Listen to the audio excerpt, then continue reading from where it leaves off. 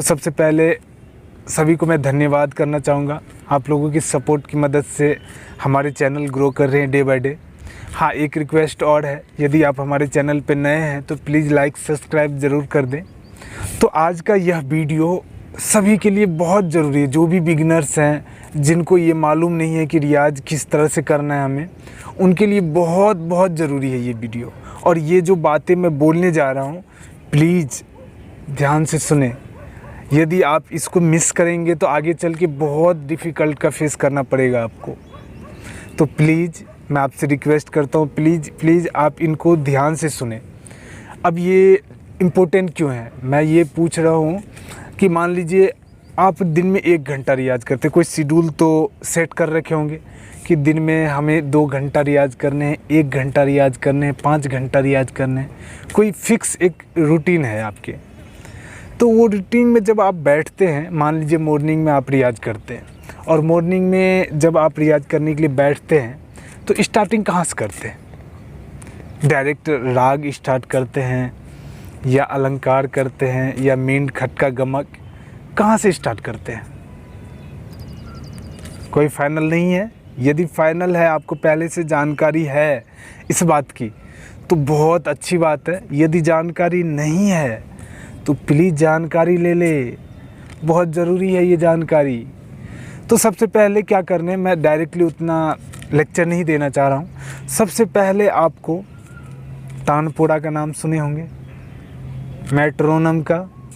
तो मेट्रोनम उतना मैटर अभी नहीं करेगा यदि स्टार्टिंग टाइम पे हैं। तो सबसे ज़रूरी है, सबसे पहले आप तानपुरा को सेट करें फ्लूट के साथ। यदि गायकी कर रहे हैं तो गायकी के साथ भी आप तानपुरा बहुत ज़रूरी होता है। तो तानपुरा को सेट कैसे करना है, ये बहुत सारे वीडियोज़ यूट्यूब पे अपलोडेड हैं।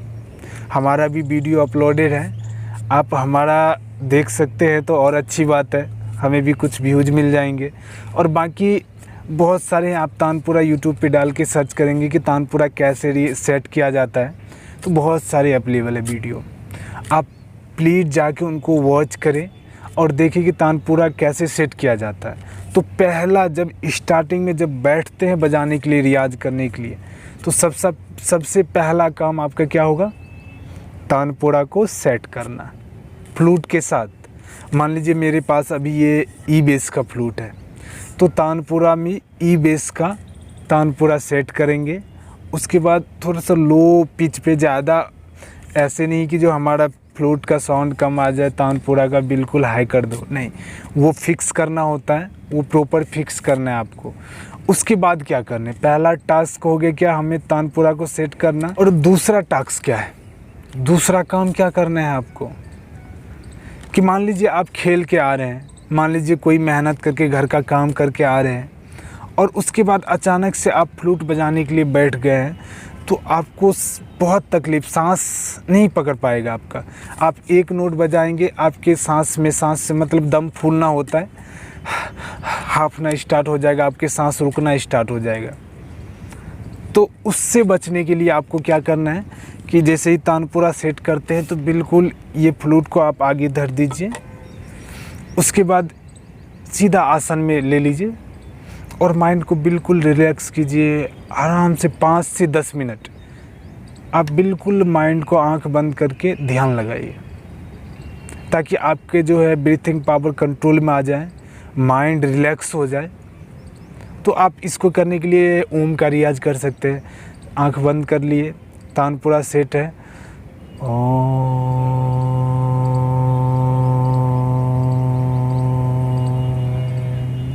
बिल्कुल रिलैक्स करके इसी तरह से करने हैं।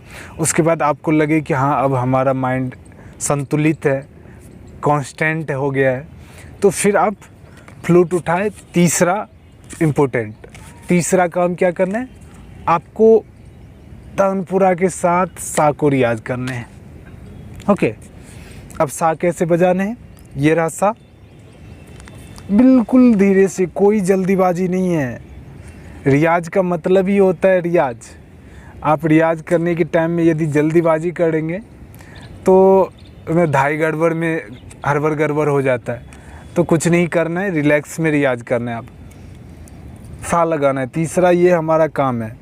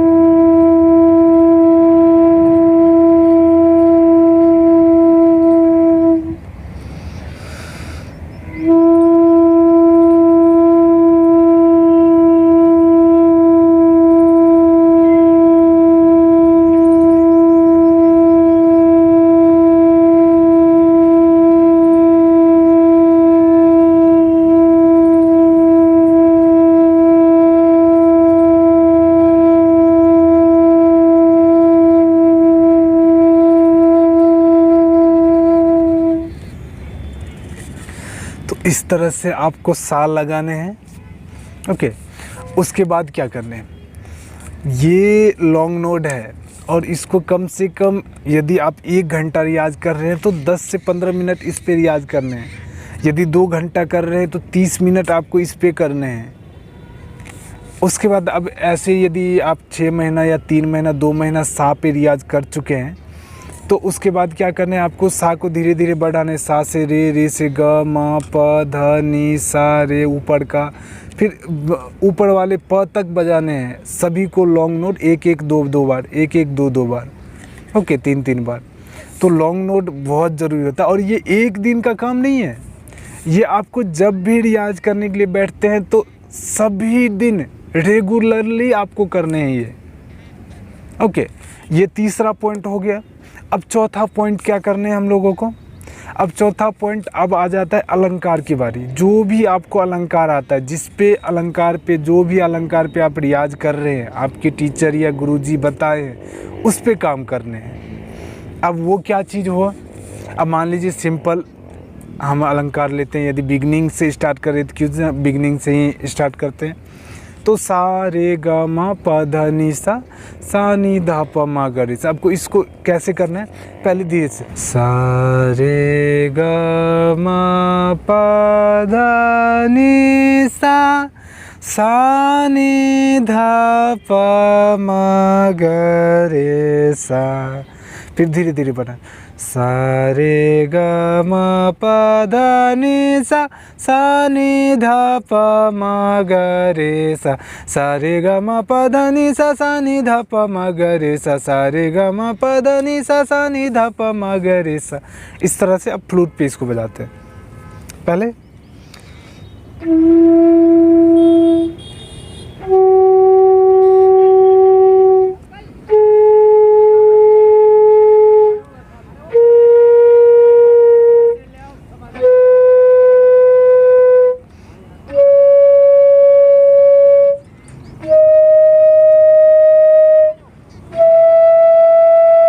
तो इस तरह से धीरे धीरे पहले रियाज करना है, उसके बाद धीरे धीरे बढ़ाना है।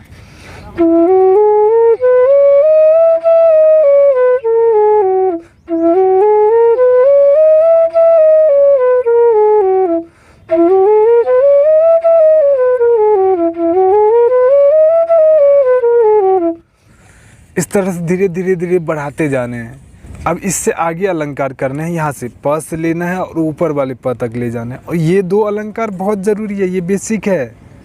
कोई भी अलंकार तीसरा पे जाने से पहले ये 2 को करना ही करना है।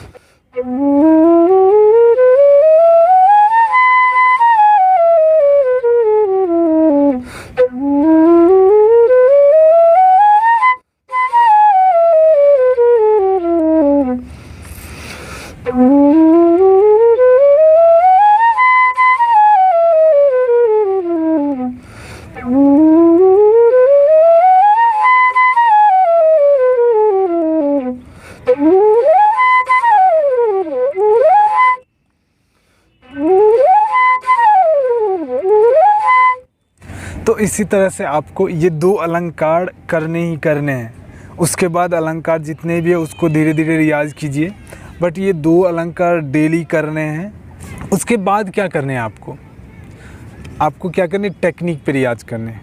टेक्निक का मतलब क्या होता है, गमक, खटका, मींड, जो भी टेक्निक आते हैं, यदि आपको उन पे रियाज़ है, पहले से आपको मालूम है इनके बारे में, तो उनको रियाज़ करने हैं। उसके बाद ये भी आपको मालूम है, तो उसके बाद रागा पे जाने हैं, रागा पे। ओके, और रागे तो जिसका कोई लिमिटेशन नहीं है, तो जितना टाइम आप इन पे देंगे उतना ज़्यादा ही आपको ज्ञान मिलेगा इससे। तो इस तरह से आपको रियाज़ करने हैं। माफ़ी चाहूँगा यदि हमसे कोई भी मिस्टेक हुआ हो, उसके लिए सॉरी, और देखने के लिए फिर से धन्यवाद। मिलते हैं अगले लेसन में, और इसी तरह से आपको रियाज़ करने हैं सीरीज वाइज, तो बहुत ज़्यादा बेनिफिट मिलेगा आपको। Thank you so much, bye bye.